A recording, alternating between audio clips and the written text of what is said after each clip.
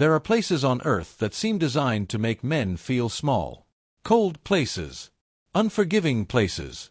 Islands surrounded by black water that never warms, even under the sun. For decades, Alcatraz was one of those places, America's rock of punishment, a slab of concrete and steel that rose from San Francisco Bay like a warning. The kind of place built not just to hold criminals, but to swallow them whole. People used to say the wind itself carried whispers of the men who never made it out, trapped forever in the currents beneath the restless waves.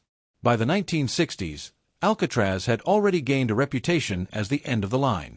If another prison couldn't straighten you out, Alcatraz would break you in. Escape attempts had happened, desperate stabs in the dark by inmates who thought they could outswim the freezing water or outsmart the armed guards. None had succeeded. Every man who tried either died, was dragged back, or simply disappeared under waves that erased footprints the moment they touched the sea. But in 1962, something changed.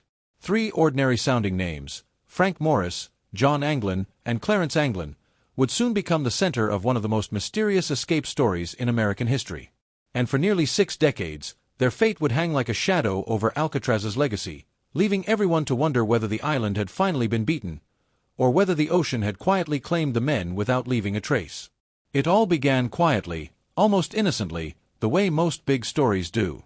Frankmorris, a thin, sharp-faced man with piercing eyes, arrived at Alcatraz after escaping multiple other prisons. He wasn't a brute. He didn't swagger. He didn't brag. But guards noticed something about him, something unsettling. He watched. He listened.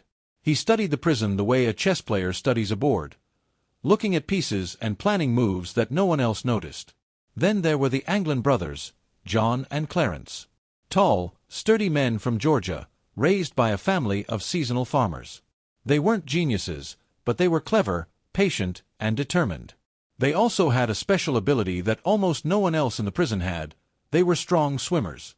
They'd spent their childhood summers jumping into lakes and cold rivers, swimming with a quiet confidence that came naturally. But none of that seemed important when they were processed into Alcatraz, stripped, examined, and locked away in separate cells. On Alcatraz, even brothers didn't stay together. Friendships faded. Trust dissolved. The place was designed to isolate, and the thick concrete walls ensured that every man was alone with his own thoughts. Still, somehow, through the small holes in the prison's rules, through quiet conversations on the recreation yard, through shared glances across the dining hall, Morris and the Anglin brothers found one another. And slowly, in the quiet, forbidden hours when most inmates tried to sleep, the 3 men began whispering ideas that bordered on insanity. Every escape attempt had failed for a reason. The water was too cold. The currents too strong. The distance too far. The guards too alert. The island too isolated. And every man before them had either underestimated the ocean or overestimated themselves. But Morris studied everything. He studied the tides. He studied the guards' patrol routines. He studied the building itself. Alcatraz was old. The concrete was cracked in places. The vents rattled. The walls leaked cold air on windy nights. Most inmates ignored these things. But Morris saw opportunity in every flaw. And then, like a spark in a dark room, he saw a possibility, something wild enough to be dismissed, but just logical enough to be worth attempting. It began with a single metal spoon stolen from the dining hall. A spoon was nothing in a place built to contain the worst of men. But to Morris, it was a key, an idea waiting to become real. The back wall of his cell, the wall that faced the utility corridor, was damp and flaking from years of salt air seeping in. The concrete was crumbling, almost like sand under the surface. Morris discovered he could scratch it, chip it, dig into it, quietly, night after night, while the guards made their rounds. He shared this secret with the Anglin brothers during recreation periods, speaking under the wind so the guards couldn't hear. The brothers tested their own cell walls and found the same weakness. Each night, they dug a little deeper, using makeshift tools carved from spoons, metal strips from the workshop, and even a broken vacuum cleaner motor smuggled out piece by piece. They hid the dust and concrete chunks inside their pant legs, shaking the debris onto the yard during exercise like birds scattering crumbs.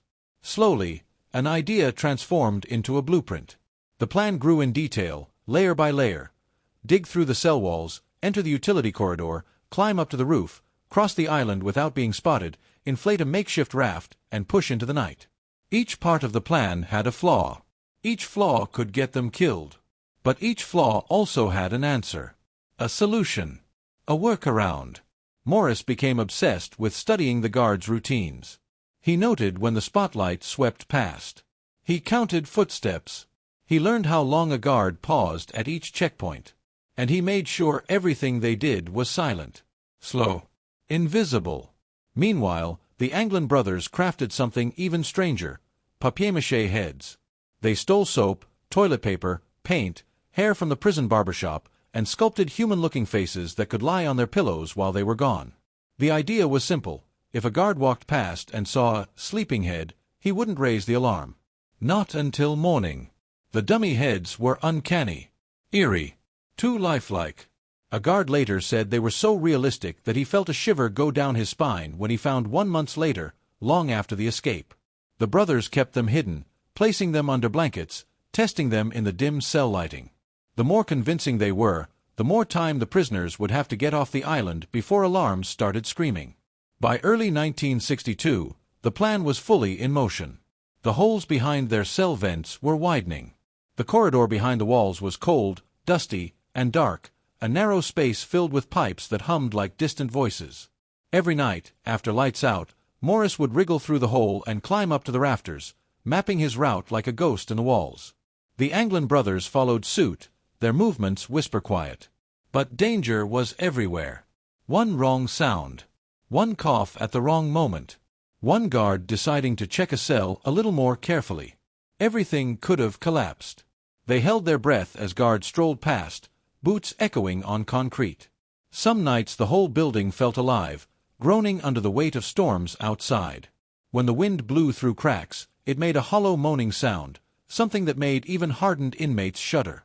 But the men kept digging, kept planning, kept moving. They were going to do the impossible. They were going to escape from Alcatraz. In the workshop, where inmates worked on tasks chosen by the guards, the Anglin brothers quietly stole small pieces of rubber from old raincoats that were thrown away. They stole dozens of them. The raincoats were waterproof, flexible, and tough. Perfect for something that needed to survive icy waves. Piece by piece, they stitched them together, melt-sealing the seams with steam pipes, creating something strange and ambitious, a life raft. A raft made of prison raincoats. It sounded insane. It was insane. But according to Morris, the ocean could be beaten with the right gear. And according to the Anglin brothers, anything was better than dying in a 5x9 concrete box. Night after night, they snuck the rafts and paddles up into the utility corridor, hiding them near the roof where no guard would ever think to look. By June 11, 1962, everything was ready. That night felt different. The air was colder. The wind was whispering through the vents like a warning. Some inmates later claimed they sensed something strange, like the island itself was holding its breath. Even the water outside looked darker than usual, rippling in a rhythm that almost felt alive. But Morris and the Anglins had no time for fear. They had made their decision. At 9:30 p.m., the lights went out. The guards made their rounds. Metal doors clanged shut.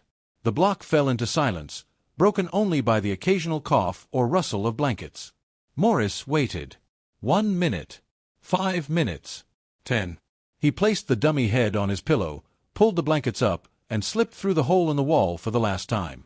The Anglin brothers did the same, each moving silently into the utility corridor. Behind the walls, it was dark, pitch black except for the occasional flicker of light coming from the pipes.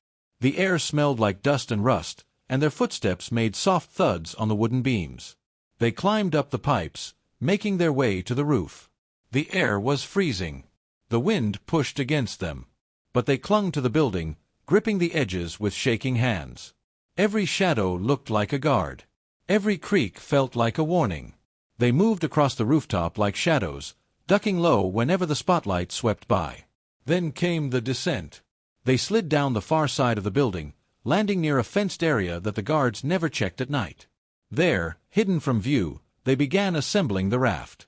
The raincoat material glistened under the faint glow of the distant city lights. The men worked quickly, inflating the raft using a stolen accordion-like device Morris had rigged from prison parts. As the raft inflated, the waves crashed against the island's edges. The water sounded angry, like it knew what they were planning and wanted to swallow them. Some say the bay has a voice at night, a deep rumble beneath the surface that sounds almost human. That night, the water seemed especially alive. Just before midnight, the men carried the raft to the shoreline. The wind howled. The fog drifted over the water like pale smoke. Ahead of them was nothing but blackness. No moonlight. No stars. Just the distant glow of San Francisco, flickering through the fog like a dying candle. They pushed the raft into the waves. Morris climbed in first. Then Clarence. Then John. For a moment, the raft rocked violently, almost tipping. Cold water splashed onto their faces. They paddled desperately, trying to break free of the island's currents. The sound of the oars cutting through water echoed softly in the night, swallowed quickly by the wind. Then, slowly, they disappeared into the darkness. Back in the prison, the dummy heads lay peacefully on their pillows. The guards passed by without noticing a thing. By morning, the alarm bell screamed through the prison. The cells were empty, and the greatest prison escape in American history had begun.